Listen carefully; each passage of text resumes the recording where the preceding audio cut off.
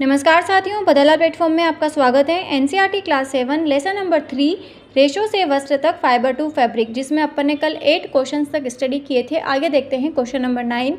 निम्न में से किससे ऊन प्राप्त नहीं होती है? ए ऑप्शन है याक, ऊंट, बकरी, घने बालों वाला कुत्ता। तो याक, ऊंट, बकरी इनसे ऊन प्राप्त होती है, जबकि घने बालों वाला कुत्ता इससे ऊन प्राप्त नहीं होती है। आंसर होगा डी। क्वेश्चन नंबर 10, मिलान कीजिए column A and column B. अभिमार्जन, शहतूत की पत्तियां, याक और कोकून। कॉलम बी में मिलान करना है, रेशम फाइबर उत्पन्न करता है। तो रेशम फाइबर कौन उत्पन्न करता है? कोकून। कोकून से रेशम फाइबर मिलता है। अभिमार्जन मतलब क्या होता है कि भेड़ से ऊन उतारने के बाद में, बालों की कटाई करने के बाद में धुलाई करना, वो कहलाता है अभिमार्जन। यानी कि काटी गई जो ऊन होती है उसकी चिकनाई, धूल मिट्टी के कण की सफाई करना, उनको हटाना अभिमार्जन कहलाता है। बी है शहतूत की पत्तियां, जो मलबरी लीव्स होती हैं, सिल्क वर्म का भोजन होता है, रेशम कीट का भोजन। याक क्या है? ऊन देने वाला जंतु है।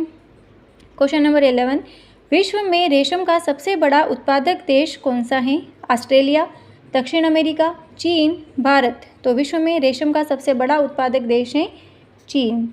क्वेश्चन नंबर 12, रेशों को ऊन में परिवर्तित करने का अंतिम चरण है। ए ऑप्शन है अभिमार्जन, रीलिंग, रंगाई, बर की छटाई। तो रेशों को ऊन में परिवर्तित करने का अंतिम चरण क्या होता है? जब अपन को रेशम प्राप्त हो जाता है तो उसकी क्या की जाती है? रीलिंग की जाती है, उन रेशों को सुलझाना।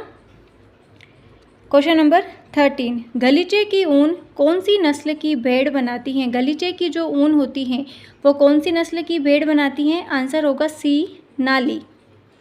ये जो रामपुर बुशायर होती हैं ये भूरी ऊन होती हैं, और पाटनवाड़ी जो होती हैं वो होजरी के सामान बनाने के लिए काम में ली जाती हैं, और लोही जो होती है वो अच्छी नस्ल की, अच्छी गुणवत्ता वाली ऊन होती हैं। लोही नस्ल की भेड़ से जो ऊन प्राप्त होती हैं, तो इसका आंसर होगा सी। क्वेश्चन नंबर 14, कौन से जंतु कैमल फैमिली से संबंधित हैं जो ऊन उत्पन्न करते हैं या ऊन का उत्पादन करते हैं? ए ऑप्शन में है लामा तथा याक, लामा, एल्पेका, एल्पेका तथा बकरी, डी है एल्पेका तथा याक। तो कैमल फैमिली में कौन आता है? लामा और एल्पेका, जो ऊन का उत्पादन करते हैं। क्वेश्चन नंबर 15, विशेष गुण युक्त भेड़ें उत्पन्न करने के लिए जनकों के चयन की प्रक्रिया कहलाती हैं? अलैंगिक जनन, असेक्सुअल रिप्रोडक्शन, प्रजनन, वर्णनात्मक प्रजनन, सेलेक्टिवली रिप्रोडक्शन। डी ऑप्शन है सभी। तो विशेष गुण युक्त भेड़ उत्पन्न करने के लिए क्या किया जाता है? 2 भेड़ों का सिलेक्शन किया जाता है, तो वो आंसर होगा सी, वर्णनात्मक प्रजनन। क्वेश्चन नंबर 16, रेशों को ऊन में परिवर्तित करने का सही क्रम है? ऊन की कटाई, अभिमार्जन, बर की छटाई, ऊन की कटाई, अभिमार्जन, रीलिंग, छटाई, रीलिंग, ऊन की कटाई, अभिमार्जन, छटाई, बर की छटाई और रीलिंग। तो रेशों को ऊन में परिवर्तित करने का सही क्रम क्या होता है? सबसे पहले ऊन की कटाई की जाती है। ऊन की कटाई करने के बाद में उसका अभिमार्जन किया जाता है। उसके ऊपर धूल मिट्टी के जो भी कण होते हैं, चिकनाई होती है, उसको धोया जाता है। धोने के बाद में उनकी छटाई की जाती है। छटाई करने के बाद में बर की छटाई, उसके ऊपर जो उन रेशों के ऊपर जो फूले हुए बर आ जाते हैं, जिसको अपन रोएं कहते हैं, उनकी वापस से छटाई की जाती है। फिर से उनका अभिमार्जन किया जाता है, फिर उनको सुखाया जाता है और फिर उनको सुलझाया जाता है, जिसे कहते हैं रीलिंग। तो आंसर होगा सी।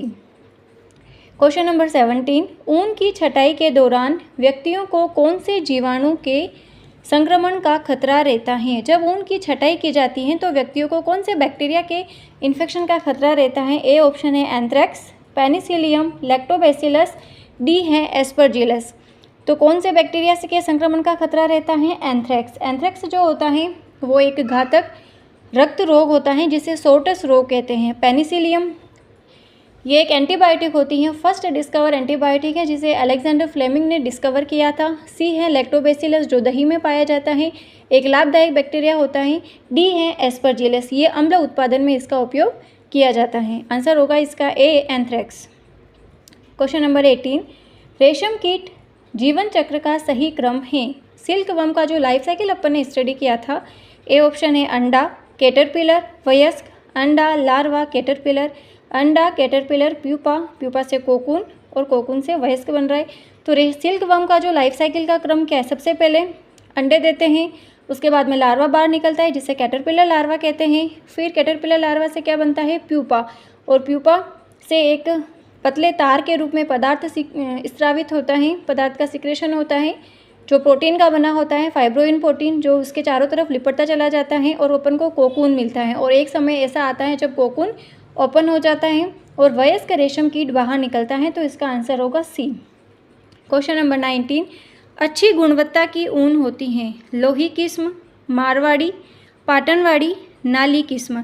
तो अच्छी गुणवत्ता की ऊन कौन सी होती हैं, लोही किस्म की। क्वेश्चन नंबर 20, कृत्रिम रेशम का निर्माण होता है, ऊन, रासायनिक पदार्थों से, उपर्युक्त सभी या प्रोटीन। तो प्रोटीन और ऊन ये तो नेचुरल हैं, जबकि रासायनिक पदार्थों से कृत्रिम रेशम, आर्टिफिशियल सिल्क का फॉर्मेशन होता है। तो ये अपना चैप्टर कंप्लीट है। अपन ने इसके जो भी क्वेश्चंस बनते थे ऑब्जेक्टिव टाइप के 20 क्वेश्चंस अपन ने स्टडी किए हैं। कल अपन शुरू करेंगे लेसन नंबर 4। 3 लेसन तो अपना कंप्लीट है। संघर्ष हमें थकाता ज़रूर है, लेकिन वो हमें बाहर से सुंदर और अंदर से मजबूत बनाता है। Thank you for watching.